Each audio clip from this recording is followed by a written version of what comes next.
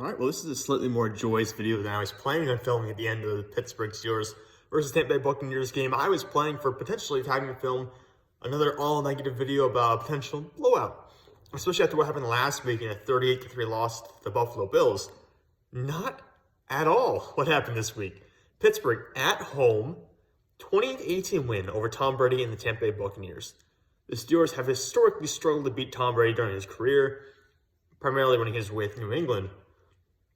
And they get the win today with so many injuries. There's no T.J. Watt, there's no Levi Wallace, no Minkah Fitzpatrick, no Sutton, no Ahkello Witherspoon. So basically the entire starting secondary, to some extent, is out, except for Terrell Edmunds, and we win the game.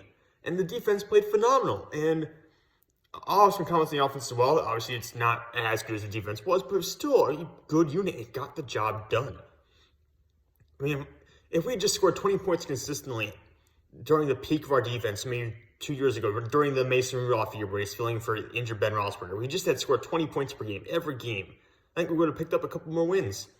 So the offense did what they needed to do today. They got on the field, they accomplished their job, and we're moving away with a win against Tampa Bay.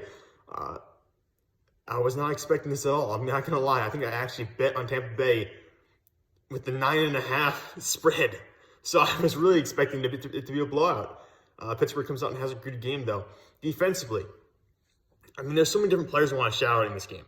Because Cameron Heyward was really good. They were lining him up over some of Tampa Bay's less experienced players in the interior. He was getting pressure. He looked much better, much more like his all-pro self. And this is now the second or third game in a row where he's looked a lot better compared to how he started the season. So that's always good to see. But Larry Ogunjobi played really well today. Myles Jack and a bunch of the linebackers actually had some really good pass breakups. And pass coverage has been an issue for our linebackers, but there were some really nice plays in pass defense. Myles Jack broke up what could have been a touchdown. I'm trying to think what else. Malik Reed, I know, got a hand on a ball or two in there. So there were some really good plays from the linebackers. Chris Wormley had a really good play towards the end of the game. I said Ogunjobi already. Heyward was really good today. Terrell Edmunds made a play or two where he had tackle for loss. And he's had some, like Terrell Edmunds, I know people love to hate on him because he's not Minkah Fitzpatrick. He's not probably the caliber player you were hoping to get with the first-round pick when we drafted him. But he's still been pretty good at points this year. Like, Terrell Edmunds has been a legitimate starter for us over the past year or two, or maybe even 3. But yeah, overall, the defense played really well. And to come out this game with a win, hold Tampa Bay to 18 points, without really, was there one turnover for us? I think there was one. Why am I thinking there was one turnover? Am I thinking of another game? Maybe there wasn't a turnover in this one, but anyways, to not have, no turnovers for us at all in this game. So no turnovers in this game at all, and you held Tampa Bay to 18 points and you win the game. That's insane to me. And there were only 2 sacks as well in this game, one by Alex Highsmith and one by Cameron Heyward. I'm pretty sure the Highsmith one forced the fumble on Brady that Tampa Bay still recovered, which is what I'm thinking about. But to have those numbers and still win this game, it's great. I mean, I am very happy. This is probably the happiest I've been as a Steelers fan in a long time. And Steven Sims, of course, kick-starting this whole situation in the second half with that 89-yard kick return. We only ended up getting a field goal in that. I kind of wish that Tomlin had actually gone for it. It was 4th and 4, I believe. I kind of wanted Tomlin to go for it. And I understand that 4 is a long distance to gain on 4th down. But at the same point, I feel like in that game, if you didn't take chances, you were not going to win. And we had taken a chance earlier on the game. We had a 4th down situation in the first half that we converted, and we went on to, I believe, score a touchdown on that drive. So overall, I did like the aggressiveness in the first half and to some extent in the second half as well.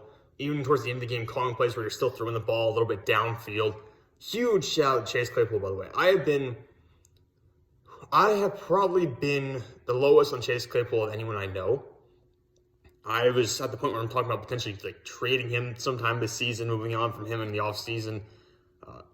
So I've questioned him quite a bit, but he was balling today.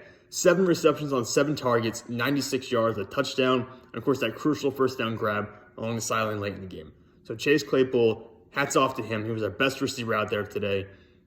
And I just hope he gets in rhythm and continues to play well because he's an extreme physical talent. And when we saw him early in his career when he was in rhythm, he was a really good player. Someone who I thought could have been a legitimate wide receiver too.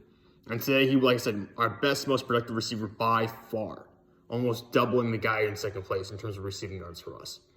So huge shout out to Chase Claypool. Obviously, we got to talk a little bit about the Kenny Pickett situation. Ruled out with concussion.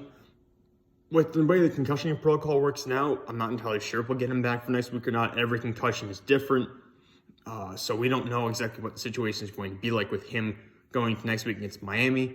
Obviously, you don't want Trubisky to be the starter, even though Trubisky actually probably outplayed Pickett in this game, considering Pickett averaged 3.7 yards per completion compared to, I think it was closer to 12. He had 12 yards per completion for Mitchell Trubisky. So it's kind of a give and take situation here. Trubisky probably gives you a bit of a higher floor, I would say, because you know he's a pro. You know he's done this before. You know he's played in competitive games before. Versus Pickett, who's still kind of learning and kind of have to have some training wheels on, I guess you would say, for him. But hey, you know, we just kind of got to play that by ear. Going into Philadelphia next week, we'll see if Miami next week, excuse me. We'll see if Miami can pull it off or not.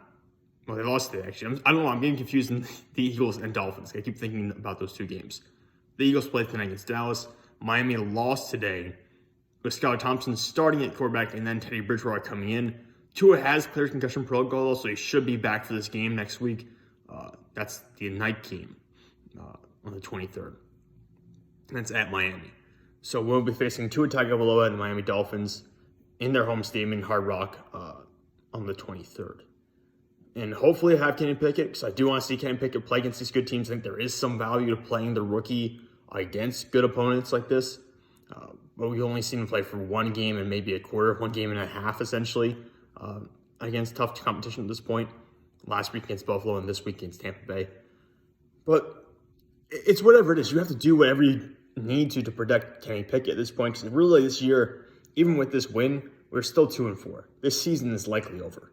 You know, it's a year where we need to focus heavily on developing our guys and finding out what we have in Kenny Pickett and George Pickens, trying to turn some stuff around for Najee Harris, trying to figure out the offensive line and who we need to replace up front.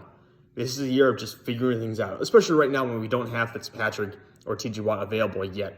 With those guys not on the field, I think you really need to focus more on the developing part. You need to focus on the actual winning part to some extent. And if you win along the way, that's phenomenal. But right now, the health and development of our young players should come first before anything else. So we'll give Pickett as much time as he needs to recover and get back to health, and we'll go from there. But yeah, overall, like I said, just a phenomenal game from our defense. The offense did everything they needed to. Time of possession was split almost legitimately in half. I have to bring this up. 30 minutes and 1 second possession time for Tampa Bay. 29 minutes and 59 seconds possession time for Pittsburgh. So almost split right down the middle.